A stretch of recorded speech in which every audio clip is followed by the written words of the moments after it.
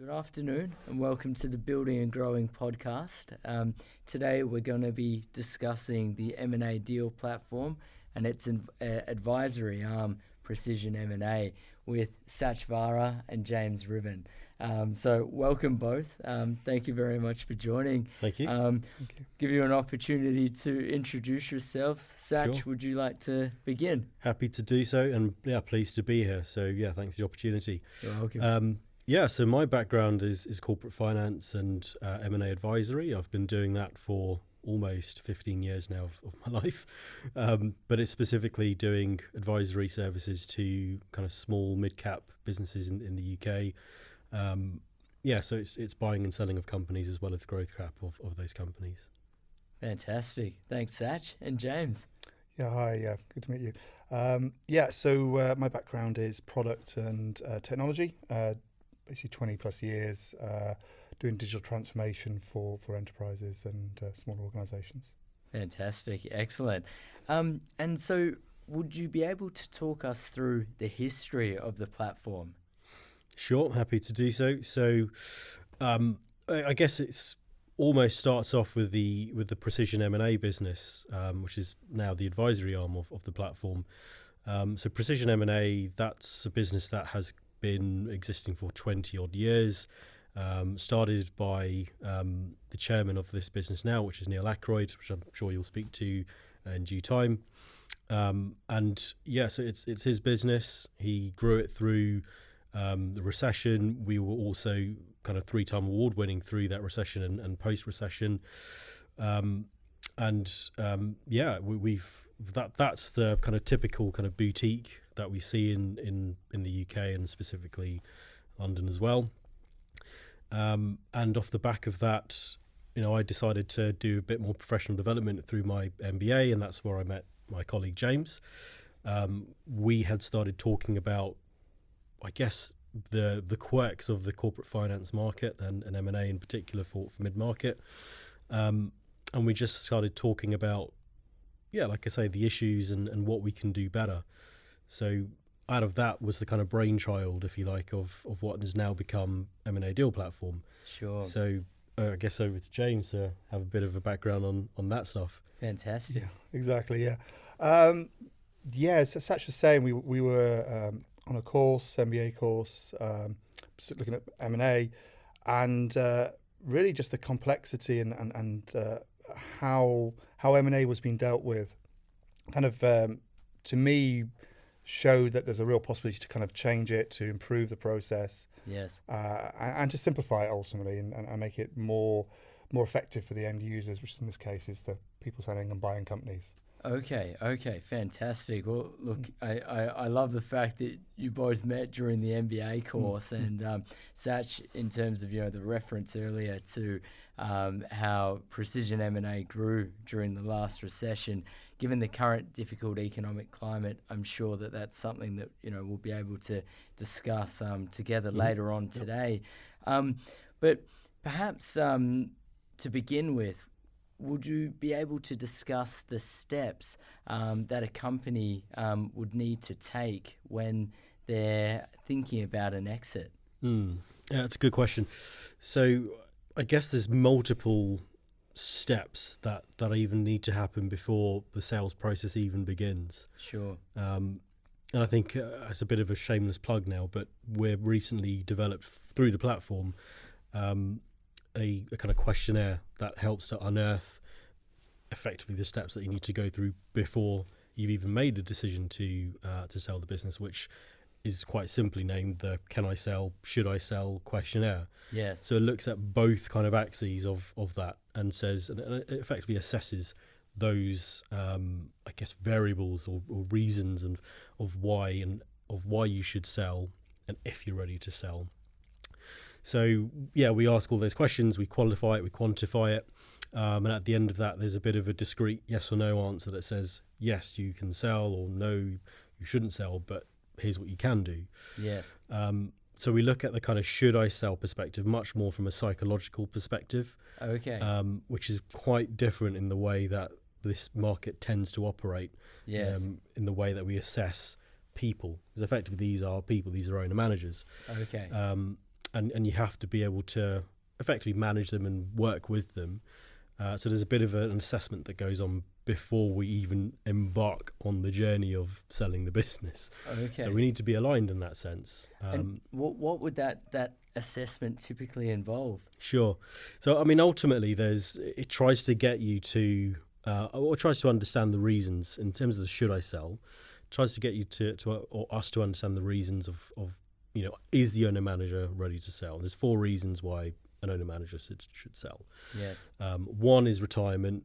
So they're growing the business, they're 60 years old, and now they think, great, I've done my part in the world and I just want to move on with my life.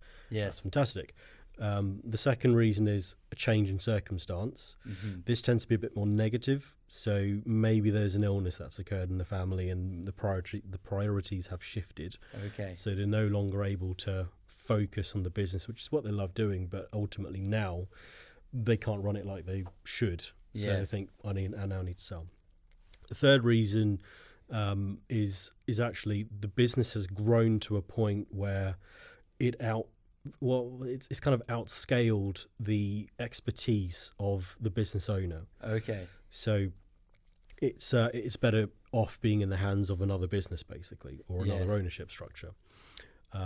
So it's just not been fun for that owner anymore. And I've heard this a lot in my time as well, where the owner just said, look, I'm now sitting in all sorts of committees and forums and HR meetings. I thought, I don't want to do this. I just want to go out and sell in the market, or I just want to talk to my salespeople and say, look, this is how you should be doing it. I don't want to have these committees and compliance conversations. Yes. So that's quite normal as well.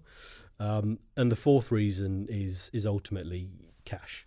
But that's never a good reason just to sell for cash. And we can probably get to that point once we talk about the steps in the process, because, having changes in valuations throughout the process can happen. Yes. And if you're stuck on a number that you want to achieve before you even embarked on the process, then you're just not ready to sell. You can go through so many months of effort. Yes. And yes, at the beginning of a process, someone might tell you your business is worth 10 million, but then there's a price shift that happens through due diligence, which might actually be a worthy price ship. Yes. And then the owner manager might just think, well, it's not the price I expected, so I'm gonna leave it. Okay. I've seen this before as well. We might come on to this. It's kind of cash-free, debt-free element of an offer. Which effectively means you would need to, the offer would need to pay off the debt. Yes. So let's just say the cash-free, debt-free offer is 10 million. There's 5 million of debt in the business. Then you actually need to pay off that debt. So the valuation comes down by the price of 5 million because you're paying off the debt. Yes. So on face value on the piece of paper, you got 10 million. That hits the owner manager's mind of saying, great, that's what my business is worth. But no, you go through the process and suddenly they've got 5 million. Exactly. Yeah. Exactly. So that has happened only once. And and that was when I was a kind of junior in my time, and I've never made that mistake again. Yeah. Because it's just a waste of time and effort. Absolutely. And I think it's really good for people to realize, even let's say a couple of years prior to wanting to exit, that that could impact it, and they don't want half of the amount they're able to sell the business for going towards, let's say, paying off the debt. So James, do you want to elaborate a bit more about the platform's role in an owner taking the steps to sell their business? Yeah, sure. So it's very similar to a lot of what we see now as in web platforms. You probably experience it on Amazon or eBay. Yes. It's that kind of easy interface, collecting the information that you need to provide, rather than doing it via calls and swapping files, etc. So it really helps kind of speed up and simplify that process. It's almost a guide rail in some ways, taking through the owners through that kind of the number of steps, the marketing, preparation, etc. And the transparency of it as well, right? Exactly, yes. So it's all there, clearly there, and you can also discuss it with the advisors ourselves. Yes. So is it? Would you say it's self-serve?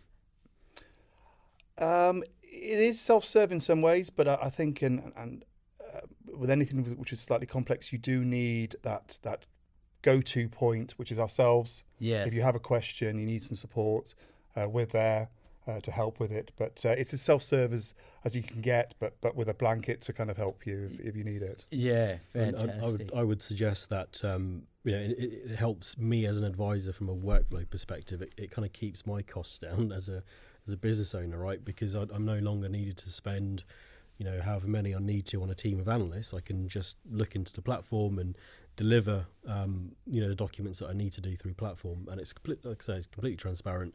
Yes. I can see it, the owner managers can see it, and we can all just track it all together. It just makes the process so much more efficient and effective, actually.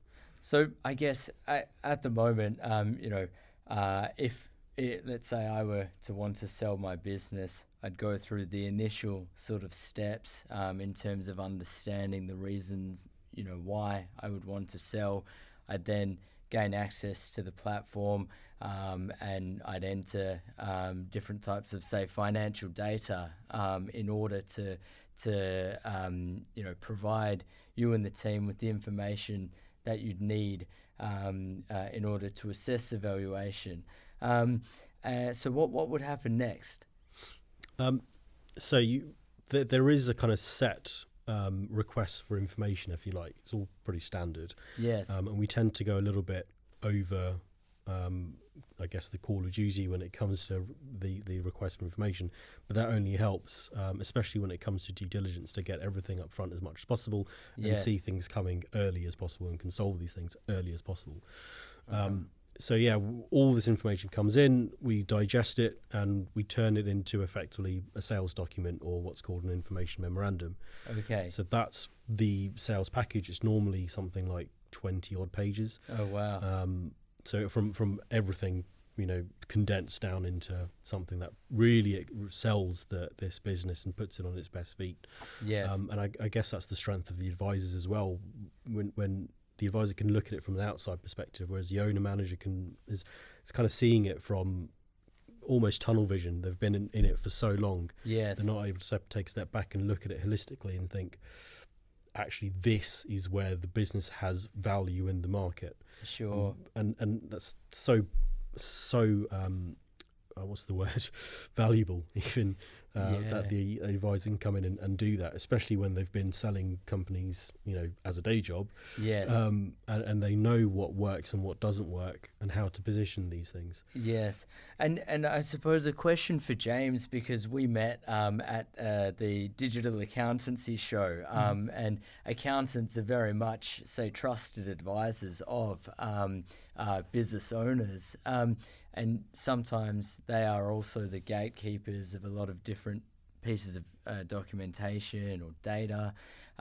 So how do you work with partners like accountants or lawyers in order to help your end client sell their business? Yeah, that's a great question. Multiple ways. We have a range of partnerships from very simple. We do most of the CF work, and they're there to kind of introduce us to the client and work together. Yes. All the way through to building a full CF practice for a firm. Okay. So we do have that whole range. It's a journey, we like to think, with the accountants, which we take them along. Yes. Hopefully 2-3 years later they have a full CF practice of their own. Yes. But if that's not their ambition and they just want to do some basic CF, we're there as well. Okay. Yeah. Fantastic. So, earlier on we mentioned, you mentioned that there were, 4 main reasons that a business owner would like to sell. Currently, we're in a difficult economic period. There's very high inflation. How do you see, let's say, the reasons for wanting to sell change during a difficult economic environment such as now, compared to, say, more of a boom period, which is what we arguably experienced over the past decade?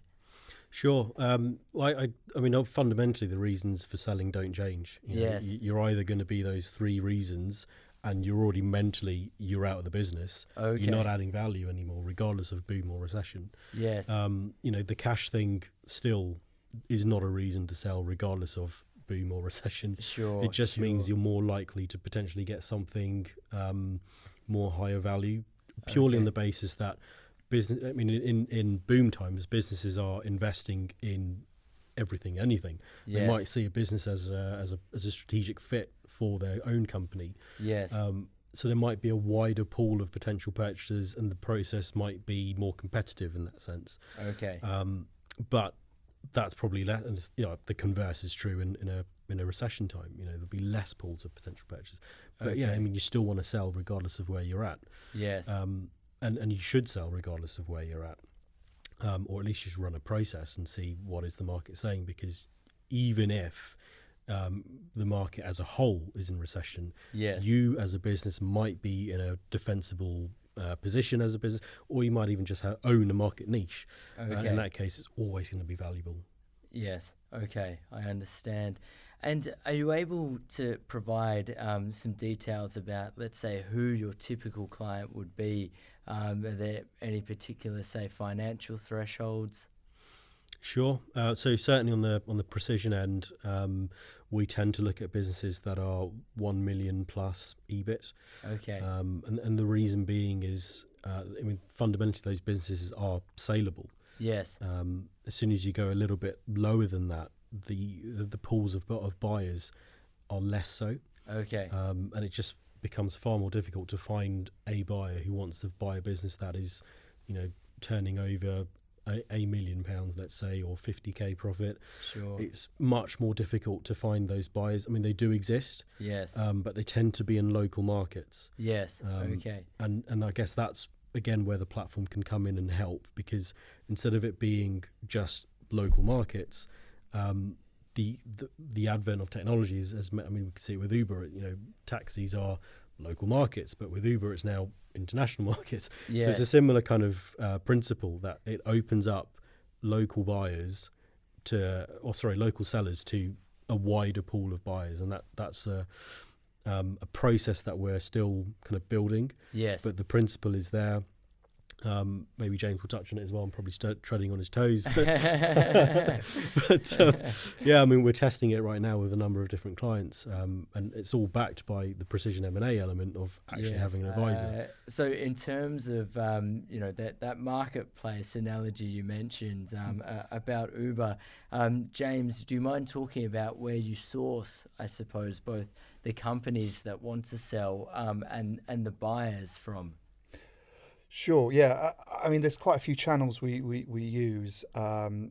We find valuation is a real key, call to action, interest point. Yes. Everyone always, business owners will want to know the value of their company. Yes. And we've built a great little app for that on our website, and some supporting articles in the questionnaire that Sach mentioned, to kind of help with that kind of initial, how much is my company worth? What do I want to do? Am I ready to sell, etc. And we find that's a great kind of conversation starter for both ourselves and our partners. Fantastic. So they come to the website, they're able to fill in, let's say their financial data in the valuation calculator, and then the conversation flows naturally from there. Exactly. Yeah. Fantastic. So, I suppose for people who are thinking about selling their business, what would the process be, let's say, with a traditional broker or advisor, compared to you? So, I suppose I'm thinking, what really are the pain points that you guys and the team are solving? Sure. Sorry. No, you go first. Yeah, okay, yeah. Cool. It's a tough, juicy one. There's a long way. Good. So I mean, certainly from a precision end, we are very much different to the brokers that exist in the market. Yes. And the way that we position ourselves, especially through the platform, is that we have the kind of top end M&A investment banks that exist in the world, Yes. the multi-market blue chips that exist, and it's basically taking that sort of process into the small mid-cap space, and we're able to more effectively do that and make it more cost-effective, not only to us but to the client through platform. So James touched on it before in terms of, I think I did as well, like with the IM and transparency, certainly research as well. But I think it's a lot easier to say, how do we differ, and certainly on pain points compared to brokers than it is to the IBs of the world, because the IBs are fantastic at what they do, quite frankly. But they're very, I suppose, expensive Exactly. and out of reach for Exactly. many businesses. Exactly right. And I mean, it's also, when you mentioned it before in terms of what happens in a recession. So certainly in a recession, those kind of bigger players tend to come down into the smaller mid-market, because the bigger businesses aren't moving, they're not buying or selling anymore. So then they say, well, we use our brand to touch onto those guys, which does affect us kind of smaller end advisors, better or for worse, certainly for worse anyways. And yeah, I mean, it's they do tend to charge extortionate fees, and especially abort fees on the back of it. And I've seen that more recently as well, which is actually quite disheartening, but it happens, and I don't really blame owner managers for going with the more well-known brand. Because, why would you not go with the more well-known brand that's internationally exposed? But yeah, the problem is that they will not only charge crazy amounts for an upfront and on a success, they would also put, they wheel out an expert in their sector, because they can do that. They'll see them in the pitch, and they'll never see that person again.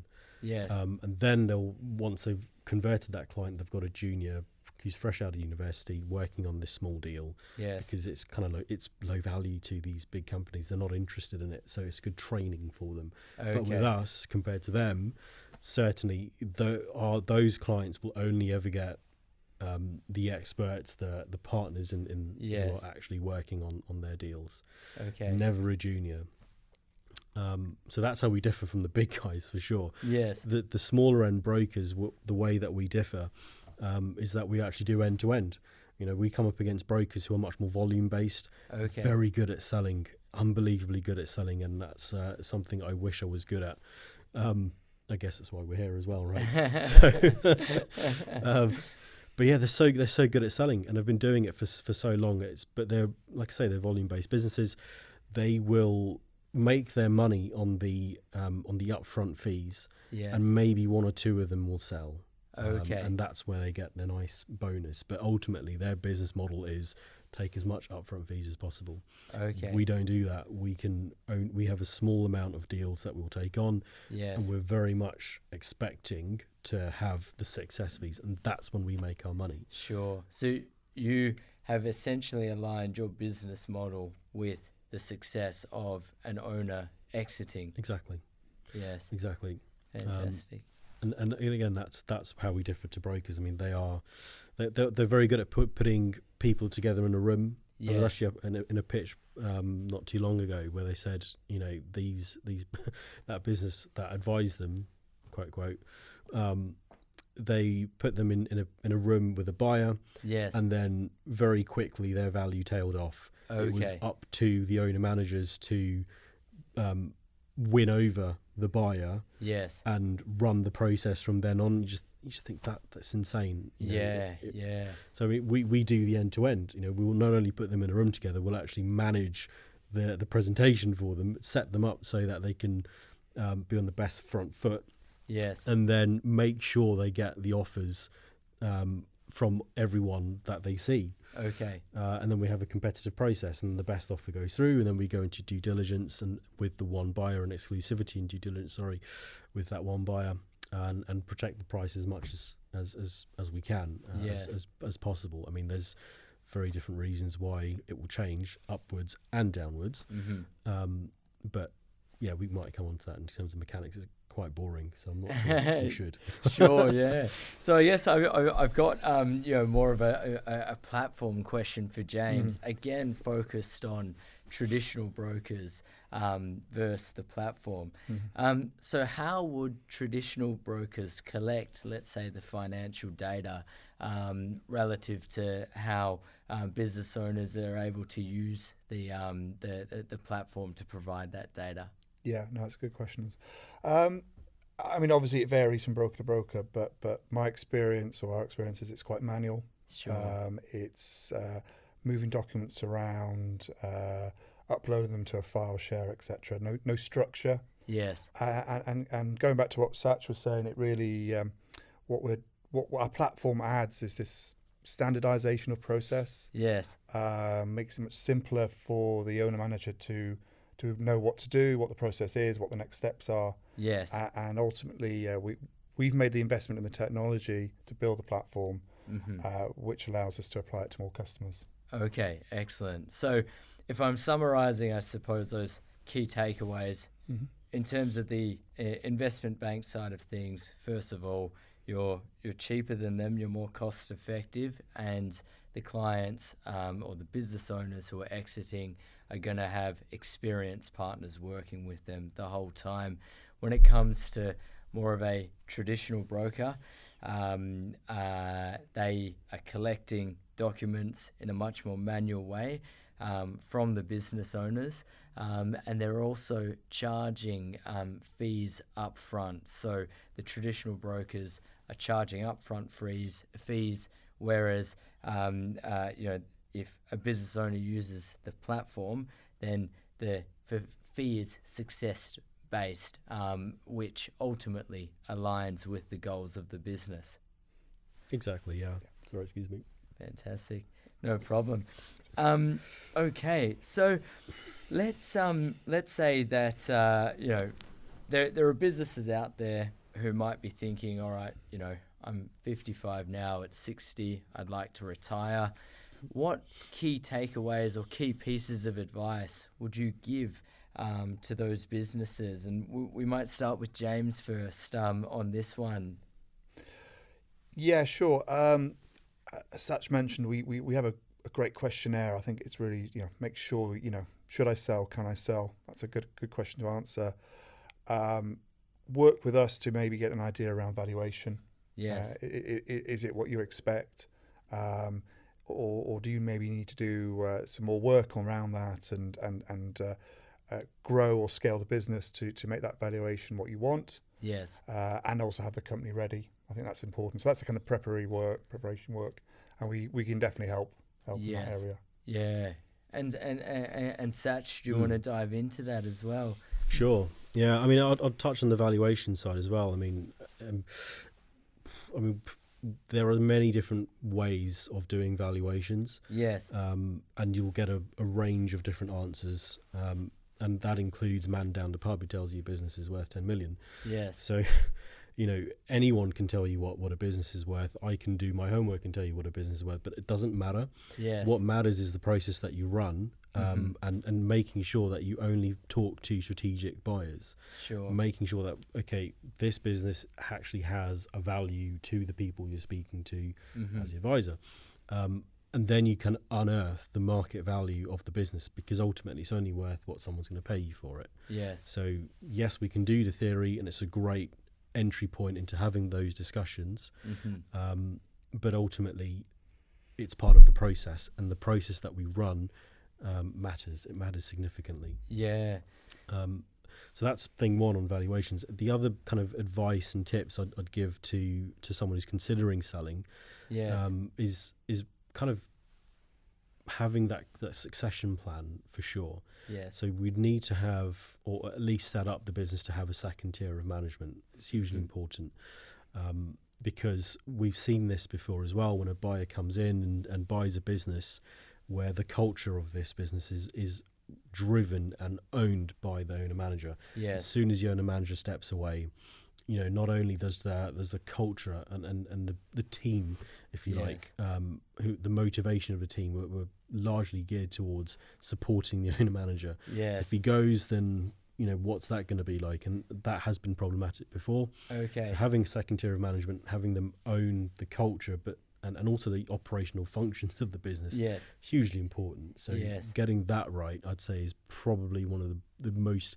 key things you can do when it comes to setting up to sell a business. Okay, so that succession planning and business continuity, let's say. So we mentioned that they should go through the process in order to understand where, let's say, their current valuation is at, and then what steps they would need to take in order to hit their target valuation, have that succession plan and business continuity plan there. But let's dive into one point you made about sourcing the buyers, let's say, and what actually goes into the valuation and the multiples.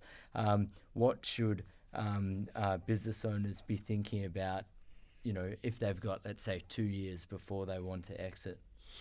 Sure. So I guess it's kind of we definitely need to have a better word for this, what I'm about to say, and I'm almost shouldn't probably say it, but it used to be called grooming. So Yes. I guess what we should call it now is maybe strategic growth planning. It's a bit more of a mouthful, but probably more politically correct these days. So I'll call it that. So in that period, that's what you're effectively trying to do. Yes. And you can do this in 2 ways. I mean, let's say you've made a decision to sell at that point. Yes. Fine, we can go to market and test the market. Mm-hmm. So we can say, look, we'll have completely confidential conversations with all the buyers that we think could be of interest. Yes. We'll have a conversation with the owner manager and say, who do you think as well? Because it's kind of, we're a team at this point. Yes. So we'll have a look at the immediate market, so the competitors, suppliers. We'll have a look at adjacent markets and say, okay, where can we potentially cross-sell customers or cross-purchase? And then we'll have a look at international markets as well. Mm-hmm. So there's so many different pools of potential purchases, and then where they overlap is where we're going to get the most strategic value. Yes. And so competitors tend to be the most active when it comes to these things, but it's also the least valuable way of selling a business as well. Okay. So in terms of the bell curve of valuations and multiples assessments, let's say the middle of the bell curve is something like 5 times. Mm-hmm. But really we want to be finding a business that will pay kind of 9 times for it, which is much more on the other end. But you need to roll your sleeves up to find that buyer. So that's just doing the grinding work of picking up the phone and calling them, or reaching out to them on LinkedIn and having the conversation saying, look, what are you interested in buying? Yes. Does it match with the client business? Yes or no? If it doesn't, which is the assumption here that everyone that we've called is would be hundreds of these businesses that we call, none of them matches.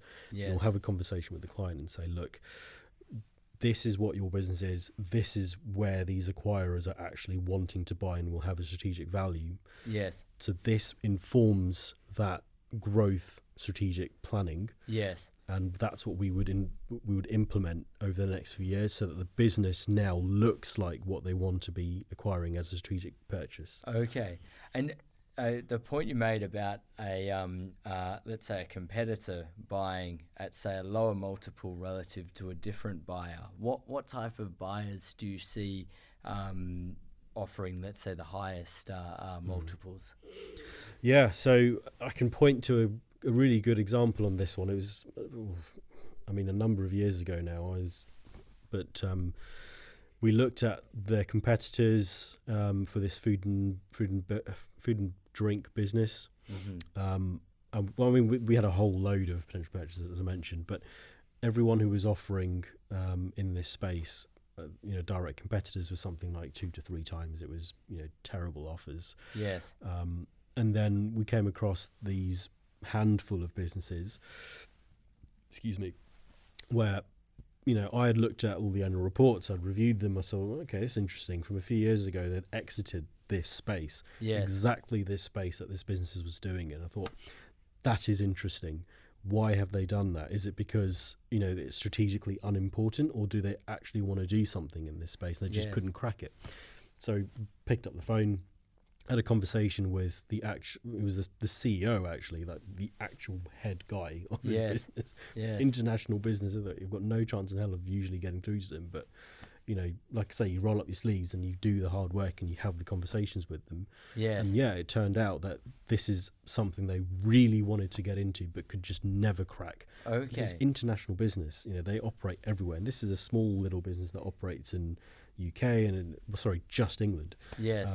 So this was a business that now suddenly was strategically of massive importance to this international buyer. Yes. Active in loads of different spaces, not just what this niche business was doing, but this niche business sold into the bigger company at something like 9 to 10 times. Wow. Way more than 2 times of what the competitors were offering. Yes. But they were basing it on a cash flow valuation, yes. not a multiples base of kind of 2-3 times. So on a cash flow basis, that's what I mean. It turned out to something like 9 to 10 times. But over the 5-year period, forecasting forwards, this product was enabling to be sold all over the world. Yes. So that means their profit of this business goes through the roof. So it was just so much more powerful as a kind of best ownership principle to be sold into that than it is a competitor. So that's what I'd say about that. You need to find where are the overlaps. Is it an adjacent business? Can it sell or cross-sell? And is it international? Then you'd get much more chance of getting strategic multiples. Okay, that's fantastic, because I suppose it's an international business which has failed before in the space, and so they're looking for quality, and then they're prepared to pay more because then they're able to, I suppose, cross-penetrate multiple different markets with that acquisition. So very, very, insightful, and something that I hope founders will, pay attention to when they think about finding, the right buyer with the best multiple. Sach and James, thank you so much for joining me today. I just want to check if, there are any other points that you'd like to cover before we round up. Yeah, sure. I mean, we've got some really interesting stuff happening on the platform in kind of integration with Xero and Sage and QuickBooks. Yes. To kind of speed up that data entry. I think that's interesting. Fantastic. And also some more advanced modelling, particularly for accountants who might have their own forecasting methodology or process. We can integrate that into the platform. Yes. I think that's quite exciting. Absolutely, yeah. Excellent. All right. Well, look, thank you both for joining us today. And I think, very, key takeaways, at least that I've received as a business owner, that I hope the audience, will agree with. If you're planning to exit, then plan in advance. Understand what your current multiple is. Start some business continuity and succession planning so that the business is able to continue to thrive after you leave. And the final, I suppose, key point would be around finding the right buyer. So understanding, which buyer would really benefit from your business, because buying or being bought out by a competitor won't give you the optimal, let's say, multiple. Exactly. Yeah. Summed up really nicely. Fantastic. All right. Thank you again, guys.